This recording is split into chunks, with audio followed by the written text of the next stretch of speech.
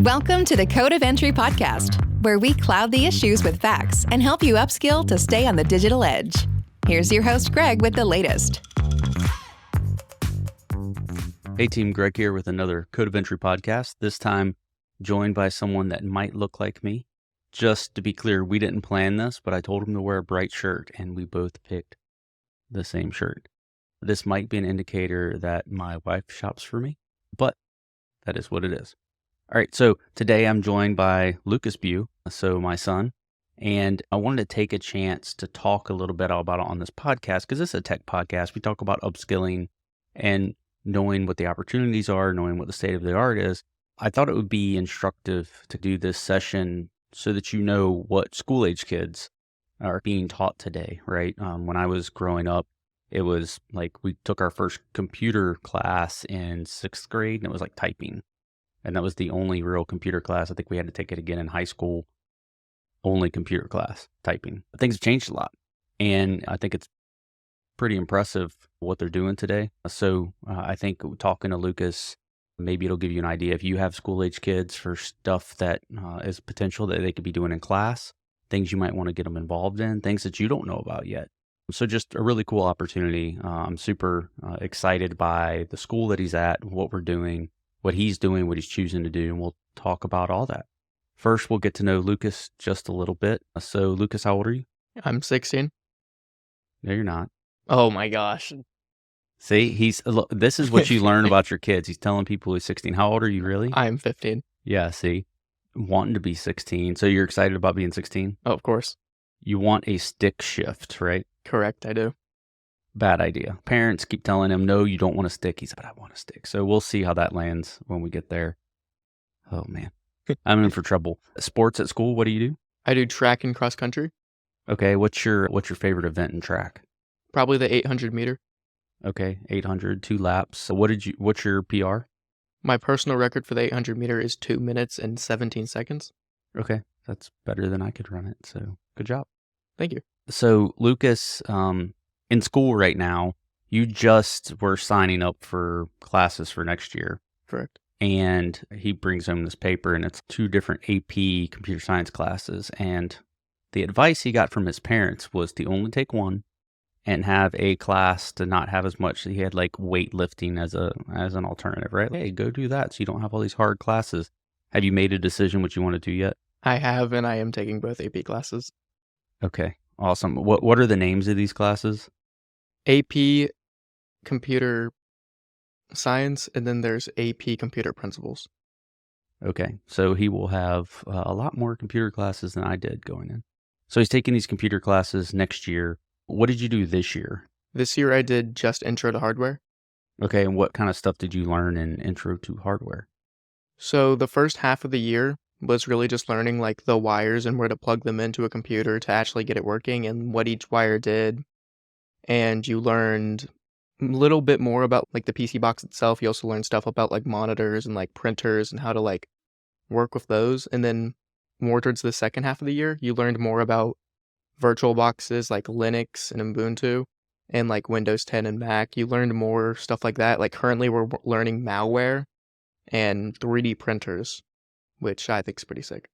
Yeah, that is pretty cool. I'm not sure if all the kids in his class have this opportunity, but so Lucas in his room has a Windows PC that's his gaming PC he got for Christmas a couple of years ago. And he has a iMac that has virtual machines on it for, what are your virtual machines? I have Kali Linux, I have Ubuntu, and Debian. Okay, that's all legit stuff. I remember a time that you came home and you're still doing it a little bit, but you're like using the correct names for all the USBs and cables and stuff. And I'm like, I don't know, it's just a USB. That's a USB whatever. What are some of the examples? See, I'm like, whatever. There's USB Type A, which is like your standard USB. And then there's USB Type C, which is like the ones you use for that work both directions that are like oval. Then you have USB Type B that just comes in every single way known to man. If you have a calculator charger, it's like that. Okay. Best project in hardware you've done? This is the only project that actually wasn't on the computer, and it was building the PC itself, and that was probably the best project. Okay, awesome. You got an intro to hardware, and then you started doing Cyber Patriots. Can you tell us first, before I ask you to tell us about Cyber Patriots? So it's a national program that the schools here do. It's a big deal. We're in Georgia, and we're co-located with U.S. Army Cyber Command. So Augusta has rebranded itself as the cyber capital of the world. And in conjunction with that, it's gone all in on supporting this Cyber Patriots thing. So can you tell me a little bit about Cyber Patriots? So Cyber Patriots, you really just sign up one day, you show up, you get put on a team of anywhere from 5 to 4 people, and each person does their own section. Sometimes one person would share a section with another if you had too many people. You had Cisco packet tracing, you had 2 Windows 10 people, and then you had a Linux person. And you would just download this, we called it a file. It was just really just a file. You download this file, and next thing you got this whole simulation that you pull up for the competition, and you have to complete your section, which is basically busy work somebody would want you to do for a company in a specific amount of time. And if you finish within that time, then you can possibly win or get placed in the competition. Okay, so busy work can mean a lot of things. Define busy work. Can you give us an example? Janice sent you an email and you have to go fix her computer on the second floor if you wanted to. Or send an email to Chuck, give Callie the permissions to a file, or just little stuff like that.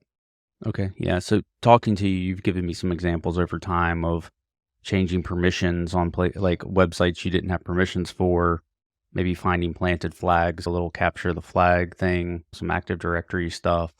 So it's been pretty impressive. I'll say the interesting thing about the students has been doing some of these Cyber Patriot things last minute. So you said the team is normally 4 or 5 people. Do individuals also compete? You can compete by yourself if you want to. You can do all 4 of them on your own. But usually it's not an individual competing. Most of the time you would have a team. Okay, so have you competed as an individual? I have competed as an individual a couple times, but I've only done it about once when it wasn't supposed to be like that. Okay, yeah. And the reason I've hammered down on that point is, again, if you're out there and you want to get your kids, or you're younger and you're listening to this and you want to get into Cyber Patriots, you don't necessarily have to have a team. And so it's designed in a way that you can participate and do your best. And if you only have one person, you can still put in a good effort and do it. And you have a good chance of placing, because Lucas has placed when he's been an individual. So that's pretty cool. Another question for you, and we didn't rehearse this before, so we'll see what the answer lies like. But in STEM, there's been a problem getting young women in general across the years interested in science and technology, increasing the diversity of the workforce. Do you have a lot of young ladies that are doing Cyber Patriots or the IT track at your school? Honestly, no. There's 3 girls in my class. 2 of them are only in there just to fill in a spot in their schedule, and one of them's in there because she actually wants to do the work. And I know in the other period, which is the only other intro to hardware period, there's only, I believe, 4 or 2 girls in that class. Okay, yeah, still a demand out there for more diversity in IT and STEM. So this one girl that really wants to be there, is she good? She's pretty good. Better than most other people in the class. Okay, so that's in your class. How about in the program at school? Are there any young ladies particularly talented? There's this one girl called Dagan, and she is probably the best in our school, if not the state. She's the first girl ever to get a specific certification for cyber. She is one of the top-ranked people for Cyber Start America for the past 3 years, which gets you thousands of dollars in scholarships. And she's one of the top Cyber Patriot people in the state. She's done it all. She doesn't just do one thing in Cyber Patriot, she does all of them at the same time. It's super impressive. Awesome. Yeah. If anybody out there is handing out scholarships or is recruiting talent early, just let us know. So I asked you that not to put you on the spot, but more to hammer into the young ladies are also very good at this cyber thing, this IT thing. And I encourage young women to do this because it's a great career choice. The world has changed from when we were kids. Not that they couldn't do it, but it was a different time, right? Like a lot more emphasis on being a mother or a teacher or a nurse. And I don't think that's the case here. because there's a lot of successful young women that are participating in Cyber Patriots, even if they're not like in your class. Yeah, diversity is great. And this is a great opportunity to increase the aperture of STEM in a low impact way, because the Cyber Patriot stuff doesn't necessarily have to be done at school either. I know you've done it a couple times here, one like Friday night late and one time in a West Coast competition, like in the middle of the night. So it's amazing what these kids will do to learn. Can you tell me a little bit about these tracks at your school, like how it works? Because there's like the healthcare track, there's the IT track. Like, how exactly does it work? How did you pick? So originally, people would, in middle school, before you went to high school, people would come to your school and they would show you like, hey, this is my course. I want you to take this course. And so there was the cyber table, which is the table I went to, of course, had to. And they would be like, oh yeah, so you start with intro to hardware, then you go to intro to cybersecurity, then you go to cybersecurity. And then so you have to take those classes in sequential order in order to finish the track.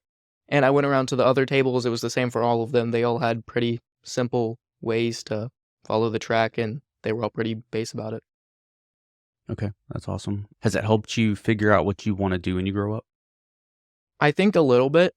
Originally, I wasn't really sure. I kind of just said cyber as like a whole field, but then it helped me narrow it down a little more because it showed me all the possible work I could do, because it just gave me so many examples throughout the videos and multiple stuff I've learned along the way. Yeah. Okay, that's awesome. You're a ninth grader. Even just being able to say cyber at ninth grade just blows my mind. And then now that we're sitting here at the house talking about Kali Linux and proxy chains and how different attacks work and how different defenses work, it just blows my mind. Yeah, keep doing that. Because I remember there was a time in middle school, I'm going to be a surgeon. And then, changed your mind and you're like, I'm going to do computer stuff. And now you're like, yeah, I'm going to do cyber. And so it's just getting more specific. And I just think it sets you on a pretty good path, especially because you're getting to get hands-on and do things like, so I tried to get his sister to do computer stuff, and I thought I had her, but then she started doing this healthcare track, and she loved it, which is great, because now she's going to go to college next year. She's probably going to go pre-med, all great things, but these opportunities for the kids today are awesome. I've led the discussion a lot. What haven't I asked you that's really interesting for you about computers, technology, stuff you are learning that you want to learn? I feel like you haven't asked me about like where I've been learning everything and like what resources have been available to me to like grasp and learn. Okay, answer that. All right. So when we go into school, they have this program that's called Test Out, and that's where we would learn all of our stuff. It's like you study for this exam, and it's like you could go online and just buy a course, and it's like that. You just watch videos, you answer practice questions, and then at the end, you would get this certification that the school has already paid for. If you pass the test, you get it, and it can help you get a job in the future. And our cyber coach, Abero, he can suggest you to work at the cyber center or some other place that is super secret or something, because this guy has to come to our school and ask if this person's a threat to national security. And so there's just a lot of different ways to learn online. Like some colleges will post their courses online for you to look at. I just think that field has widened a lot. Yeah, and on the line of some of the internships and stuff, you're just not old enough yet. But there are some summer programs here in Augusta, and I'm sure other places have them, but Augusta University, Army Cyber, he's talking about NSA Georgia. They all have internships that the kids can go in and learn about IT, learn about cyber, keep learning about malware. Some can get security clearances and work in these facilities. It's just great exposure. I've been showing my West Point ring for a second. I've been trying to talk Lucas into going to West Point. I don't think he's interested. I'm going to continue to try. But there are avenues to do cyber, definitely outside of the military. The interesting thing about the military or government service is maybe getting to do some of the offensive stuff that seems really cool, hacking and not getting arrested for it. But on the other side, there's a huge demand in the civilian world that pays really well for cybersecurity professionals. So there's a shortage. And an interesting thing, the NVIDIA president said last week, and this won't be published for a couple of weeks, but this podcast that is, but the NVIDIA president said that kids shouldn't learn to code. Kids shouldn't become computer programmers. And it's why? basically because anything that's text-based is going to be done by generative AI, a large language model. You're going to be able to get so much help to code that you don't necessarily have to learn to program. Now, I don't think he's saying you don't need to be a computer science major. It's not, you don't need to be a cyber person, but it is an interesting balance now as we shift. I still think there's going to be a high demand in cyber fields. I think you're going to see a lot of entry-level programming jobs go by the wayside. You're going to be able to get a much better efficiency out of the folks that you have instead of sitting here and Googling for an hour to answer that question on, okay, I got this error. What does it mean? You can put your code into ChatGPT or Gemini or any of the other models, Code Whisper, Amazon Q, Copilot, and you can get a suggestion back. It can be like, oh, we went through your code and we fixed this one. Here's a suggestion on how to fix the one thing you asked. And then you did 3 other things that aren't secure. Here's a better way. Great. And that takes seconds versus an hour of hunting and pecking and copying and pasting other people's code out there. It's interesting. And I'm super grateful for the Cyber Patriots thing because you're getting to learn about the hardware, which an AI model is not going to be able to put the hardware together for you. You're getting to learn about some of the tradecraft stuff. And I think that's so dynamic and takes a little bit more human intuition that you're not going to be programmed out by the machines. Good pick, Lucas. Thank you. All right. I talked about my experience and having to learn typing as a kid in school and having to do it for an entire semester. How did you learn to type? I feel like just as tech has grown, I've learned to type naturally from when I was a kid, from pressing it on fingers to like just figuring out whatever works with like multiple fingers. And in Intro to Hardware, we had this one section too. It was called keyboarding. And it was the shortest section out of all of them. And we spent a day on it and that was it because everybody could already do it. So I thought that was crazy when you said it, that you guys had a whole class dedicated to this idea that was so like simple and seems like basic knowledge to us currently. Yeah, it's a generational thing where I'm almost a digital native.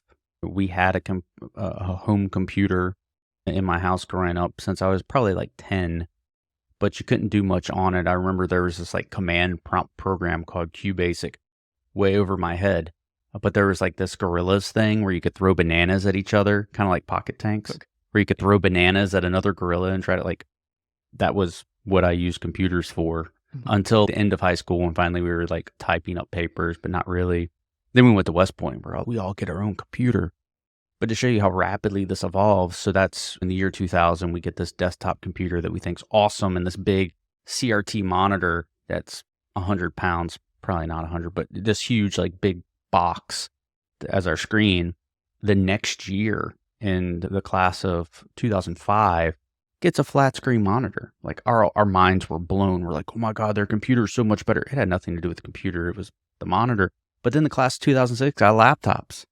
And so in the space of just 2 years, and this is 20 years ago, a little over 20 years ago, and just so y'all were born obviously after that, and you've only ever known smartphones, laptops, computers in every room because you're in this house. Yeah. So there's just, your entire experience in life has been high-speed internet, social media, cell phones, computers, and it's a lot different. I think there's a lot to be said about screen time with kids, but we miss opportunities like this, right? Where I'm talking to you about how you're using the screen time for good.